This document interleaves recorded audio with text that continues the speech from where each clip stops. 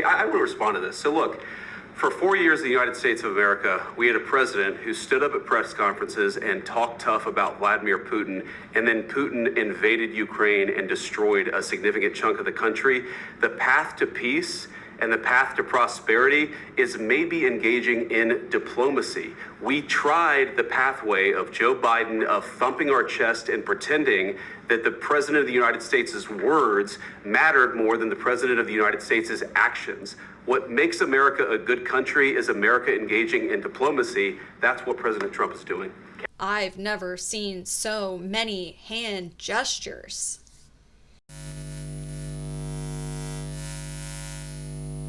What's up, you guys, and welcome back. My name's Natasha, and this is Behavior Breakdowns. Today, we're breaking down the body language and behavior of Vice President JD Vance.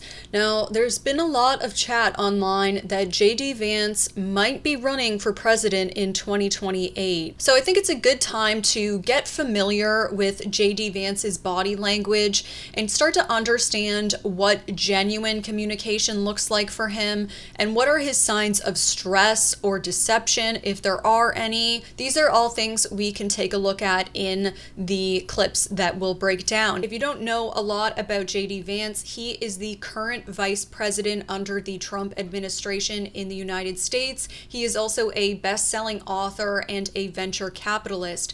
Now, JD came from pretty traumatic childhood experiences, and he's managed to make his way out of that. One other thing I want to pay attention to as we go through these videos is comparing JD Vance to Pierre Poilievre, because there's actually been a lot of discourse online that Pierre Poilievre is similar to Trump. At this point, I've broken down Trump's body language and I've broken down Pierre's body language, and I haven't found a lot of similarities in their manner of communicating, but I have a feeling that JD and Pierre might have a little bit more in common in the way that they present and the way that they use their body language to communicate. So I'm going to keep that one on the back burner, and we can kind of keep that in the back of our minds as we go through these interview clips and footage of JD Vance. JD jumped out of the car and ran for help. Someone called the police, and his mother was arrested. And when you watched them take her, do you remember how that felt? Honestly, I just felt relieved. In that moment, I just felt relieved. And I thought to myself, all right, I'm going to live another day. That's how terrified I was. I mean, I just wanted that situation to end. And then I just broke down. So JD's talking about a pretty traumatic experience that happened between himself and his mother when he was a child. And the first thing I want to point out is that there is so much more vocal fry in his voice. This interview clip is about 10 years old, and we just hear that vocal fry. If you don't know what I'm talking about, vocal fry is actually when the vocal cords rub together and you have sort of a frying sound. It's like this. Honestly, I just felt relieved. In that moment, I just felt relieved. He's also speaking about an emotional event, and sometimes when people are speaking about emotional events, we will hear more of that vocal fry because they're trying to hold it all together. We do see a few single shoulder shrugs from JD during this clip. Normally, I call out single shoulder shrugs. That's almost like a tongue twister, single shoulder shrugs. But normally I call those out for being an indicator of uncertainty. And I do think that there might be some uncertainty, just not around the story itself, but around the feelings attached to it. Obviously, there's a lot of mixed emotions around that. So when we see those single shoulder shrugs come in, I think that's about the uncertainty of how he was feeling in the moment that he was experiencing this. And even as he recalls it today, he's still feeling those emotions. Right. I remember I was just really sad and felt very lonely because I'm sitting in the back of this police cruiser. They've just arrested my mom. The relief of having survived another day was gone. And then I just wanted, somebody to come and take me away. And that was actually Lindsay. That was who. Sorry. Now, towards the end of this clip, we also see that break in JD. So normally when someone feels shame or embarrassment, they tend to hide their face. If you ever see someone get pranked in public, the first thing they normally do is look away or they cover their face. So we see him turn away from the camera there. We also see the real emotions that he's feeling, this sadness now, start to come out, and we have the loss of fluency. Whenever someone is experiencing genuine emotion and genuine sadness and they're still trying to be articulate, there's normally a loss of fluency. They have to stop to catch their breath, or there might be voice cracks. They might not be able to fully communicate their sentence because their emotions are starting to overwhelm them. So we do see that genuine display of sadness, and we can see water starting to well up in his eyes as well. Why does that particular moment bring tears? One, it's just such a crystal clear memory, and so it's hard almost not to feel the same way that I felt as a 12-year-old kid sitting in the back of that police cruiser. But I also think that that moment is kind of a microcosm of my entire life, is that there was this brief moment of terror and of feeling really lonely, and then there was Lindsay. The interviewer, Megyn Kelly, says what brought on those tears, or what brings on those tears. There aren't actually any tears, but people don't necessarily have to have real tears to have real emotion. When somebody gets upset and they're on the verge of crying, we can see that the eyes start to get more watery. So we have that big exhale. We see that usually when people are feeling emotionally exhausted, they're tired. We also see a spike in JD's body language when he mentions the word police cruiser. I feel the same way that I felt as a 12-year-old kid sitting in the back of that police cruiser. We have the eyebrows change. The eyebrows come together, and we see also a tongue jut. So there is a spike in his body language there. There's a change. The eyebrows come together for a variety of different reasons. Context is always important. It can be anger. It can be contemplation, figuring something out. And then we also see the tongue jut. Tongue juts always come around the idea of distaste. That gesture is a primitive gesture that comes from infancy and us pushing the nipple away from the mouth when we no longer want to be fed. We see JD also talking about feeling lonely, and we see contempt come across his face. Contempt is when one corner of the mouth raises. It's kind of like a half smirk, and contemptuous feelings are something that we should pay attention to, particularly in relationships or business. If you see contempt, you always want to address it because it's one of the emotions that tends not to go away over time. It tends to actually simmer under the surface. So at feeling lonely, we see that contempt.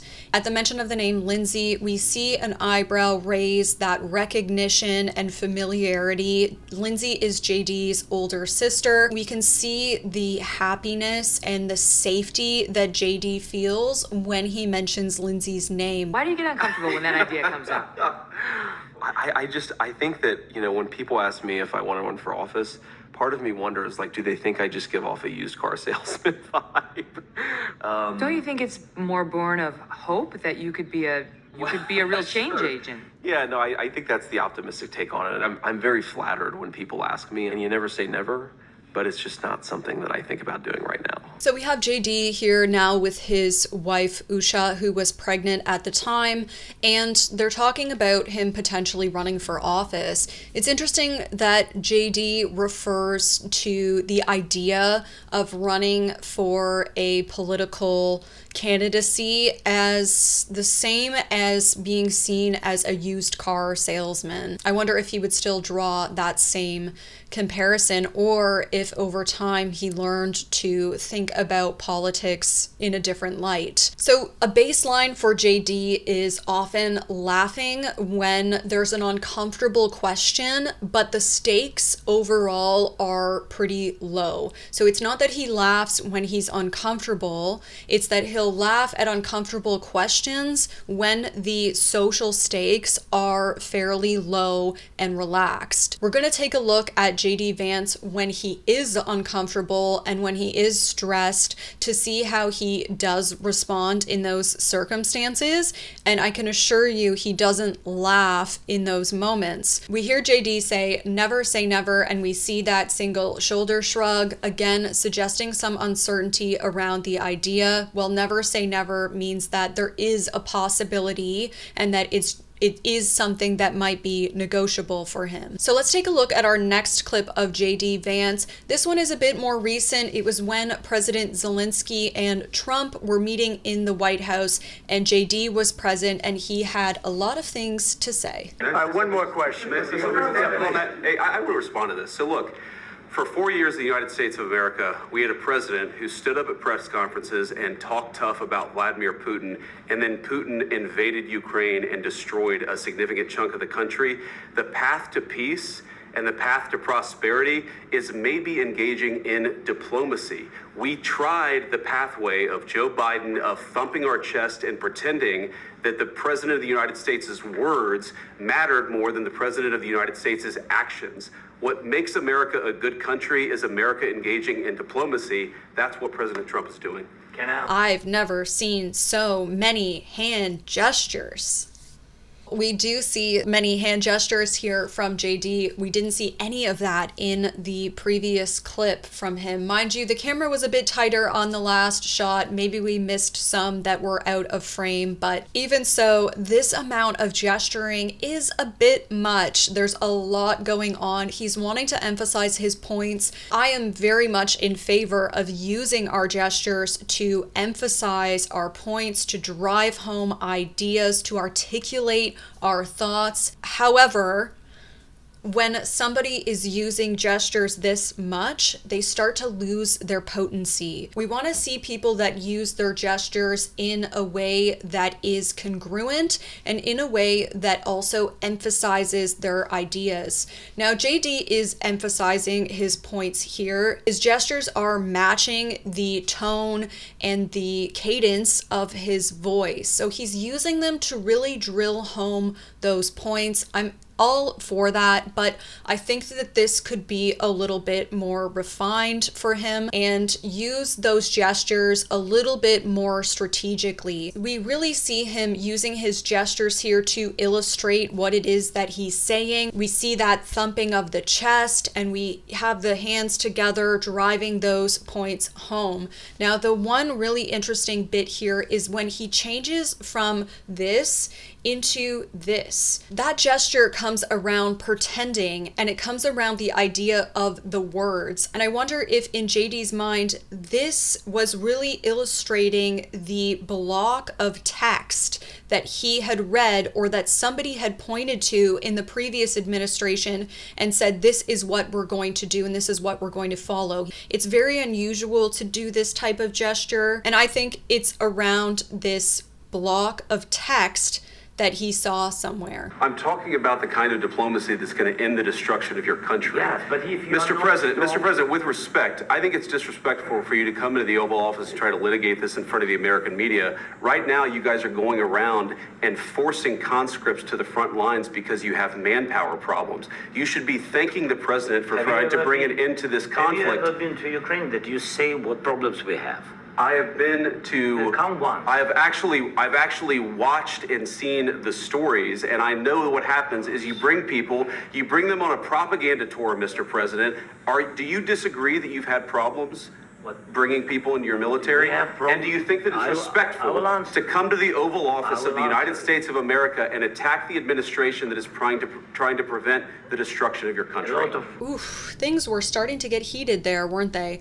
So we have some more hand gestures from JD, and we see him using his hands again to drill home his points, to articulate his ideas. And he's also leaning forward now in his chair. He's more mirroring mirroring the body language of Trump and leaning in. And we can look over at Zelensky, who is now sitting with his arms crossed. We do have a quick eye block there, and JD's hands go up to take control of the conversation. This is, I'm stopping the conversation.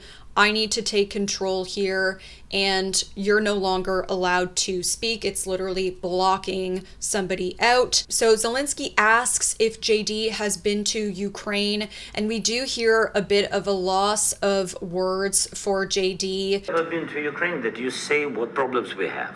I have been to. Count one. I've actually watched. He says, I have been to, he realizes he hasn't been to Ukraine, but he has watched footage and seen the stories. We also see a very brief and quick little adapter there. JD rubs his fingers against his hands. Now, people have different ways of adapting nervous energy when they're under stress. It usually looks like them starting to find a way to self-soothe, and that involves some type of touching or rubbing of their hands or their skin. In general, it is a repetitive motion that makes us feel calm and more at ease when we're in a stressful situation. And we do see that with JD as he rubs his fingers on his hand there. Very quick, very brief, and a really strategic way to adapt nervous energy in a stressful situation. For those Canadian viewers that are watching, are you guys seeing any similarities at all to Pierre Poilievre, or do you think that JD Vance and Poilievre's communication style is very different? Let me know what you think in the comments below. The more I look into JD, the more I find that he does have a different style of communication. He certainly uses more gestures and hand gestures. Pierre is much more formal, and he's a little bit more composed, I would say, than JD is. That's just my personal opinion, but I find that Pierre is able to maintain a more composed and rigid posture. And the more I look at JD, the more I realize that his baseline really is using a lot of hand gestures to emphasize his points. So let's take a look at one final recent clip of JD Vance, and let's see what else his body language will reveal about the type of person he is and the way in which he communicates. When Elon Musk departed, he said it was, dramatic departure. And I know you know him well, you're good friends with him, but he said he's going to start a third party, and that sent everyone into the stratosphere. But he's since kind of backed off that. And now, according to the Wall Street Journal, he is considering backing you in 2028. I know you don't want to get ahead of the president. He's only 7 months into this. But would that be something you would welcome, certainly his staying in politics and perhaps supporting you down the road? Yeah, so I saw the story, and as far as I can tell, the story is completely fake. I've never talked with Elon Musk or, frankly, any other donor about 2028. I do think that it would be a huge mistake for Elon to go forward with a third party. And my argument to him is, whether you like it or not, you are now perceived by the far left as on the side of the American right. You believe in law and order, you believe in closed borders, you believe in economic growth and prosperity, you believe in making things in the United States of America. The idea that Elon is ever going to go back to being sort of in the middle, where Democrats and Republicans both like him, that's just not going to happen. He is perceived as being on the American right. And so if he doesn't like things the Republican Party is doing, my advice to Elon would be, try to fix the Republican Party. Try to push it in your own way. Disagree with me all you want, disagree with the President of the United States, but don't pretend that you can make a big difference with a third party. I think Elon would make a much bigger difference if he stayed loyal to President Trump's Republican Party. And if he had disagreements, express those disagreements from the inside as opposed to from the outside. So if we take this clip and compare it to the first one that we saw of JD 8-10 years ago, there is a stark contrasting difference in the way that he communicates. Now, JD does use his hands a lot. Even though we don't see the full frame here, we can still see those hands popping up when he's articulating his ideas. Even his physical appearance has changed quite significantly. He's much more refined. He's lost a bit of weight. He's cleaned himself up a little bit, and he even has less vocal fry, if any at all. We really don't hear it the same way that we heard it before. So we see the eyebrows mostly furrowed together here as JD discusses Elon Musk and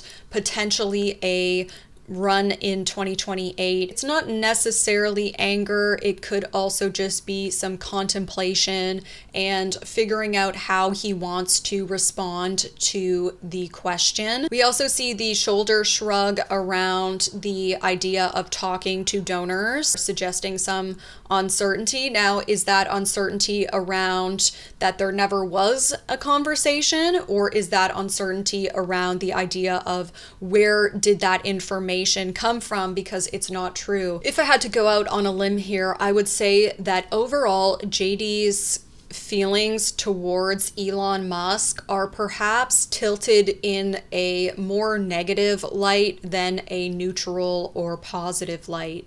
And you can hear that in some of the ways that he speaks about Elon and some of the words that he chooses to emphasize. Don't pretend that you can make a big difference with a third party. We also do see a spike in blink rate when JD mentions that Elon is more affiliated with the American right than he would be with the American left. We see that blink rate increase. Blink rate increases around stress. So I'm wondering if there's some stress around that idea, and perhaps that JD doesn't actually like that he's affiliated more with the right. So that about concludes our analysis and breakdown of JD Vance's body language and behavior. Let me know what you guys thought in the comments below. Let me know if you think JD's body language is going to help him in the future or if it's going to work against him. He is someone that definitely uses his hand gestures.